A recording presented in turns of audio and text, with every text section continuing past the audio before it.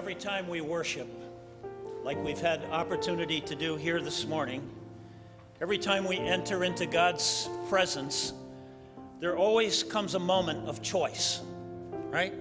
There always comes a moment of responding to what we see. Just like that song saying, how can I see him and not be changed and not be moved? And so I choose to love, or I choose to yield, or I choose to live, to give. I have to choose either to believe or not to believe. I have to choose either to respond to God or to refuse to respond to him. Either I'm going to live for God, this God that I'm worshiping, and want more of him, or I'm going to walk away from his call and his offer to me. But there's always a moment in worship where we're called upon to make a choice. This is that moment this morning. To live a God-first life is an ongoing series of choices.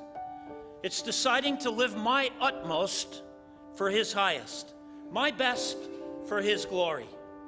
And the choices we make in worship result in a life that's either lived closer to Jesus or a life that continues to drift further and further away from God. And so God has a piece of advice for us, both in the Old and the New Testament, that goes like this.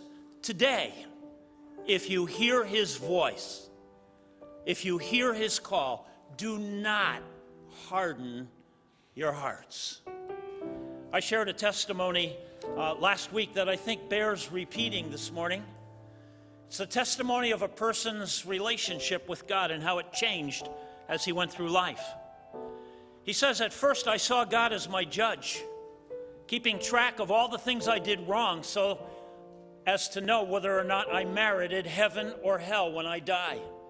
He was out there sort of like a president. I recognized his picture when I saw it, but I didn't really know God. Later on, when I met Jesus, it seemed as though life was rather like a bike ride, but it was a bicycle built for two. I noticed that Christ was in the back helping me pedal. I don't know just when it was that he suggested we change places, but life hasn't quite been the same ever since. When I had control, I knew the way. It was rather boring, predictable. It was the shortest distance between 2 points. But when he took the lead, he knew delightful long cuts, up mountains, through rocky places at breakneck speeds. It was all I could do to hang on. Even though it looked like madness, he'd lean back and say to me, just pedal. I worried and I was anxious. And I asked him, where are you taking me? He laughed and never answered. And I started to learn to trust him. I forgot my boring life and I entered into this adventure. And when I'd say to him, I'm scared, he would lean back and he would touch my hand. I didn't trust him at first, not in control of my life. I thought he'd wreck it. But he knows bike secrets. He knows how to make it bend and take sharp corners and how to jump to clear high rocks. He knows how to shorten scary passages. I'm learning to just shut up and pedal. We go to the strangest places together.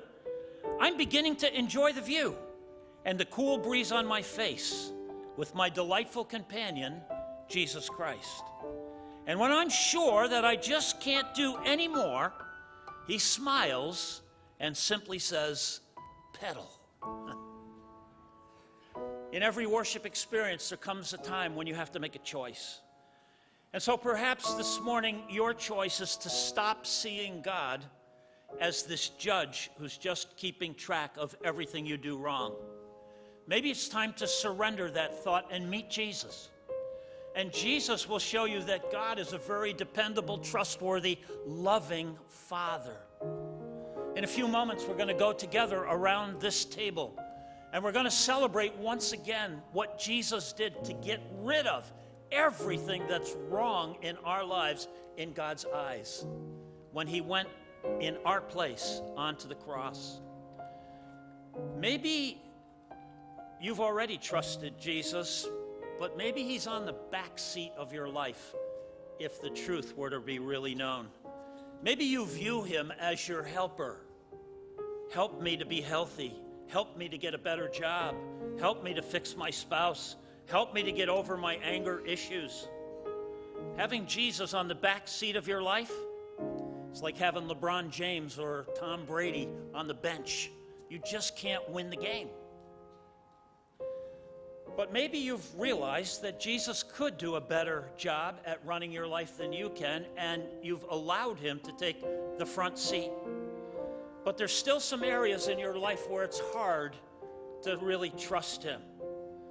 I'm not letting go of this grudge. I'm still nursing this hurt that happened when I was a kid. I just can't risk offending my mother or my boss. And so when Jesus leans right on the bike, I'm still leaning left, resisting him. It's still my money and my time and my attitudes and my mouth. And so maybe a choice needs to be made this morning where you decide to surrender more of you in order that you might have more of him, that you might be your utmost for his highest, that you might give more of yourself in order to have more of his life, that we might abandon ourselves in order to embrace the life he died to give us. Because when our servers come and join me here at the table this morning, and we go to the Lord's table together,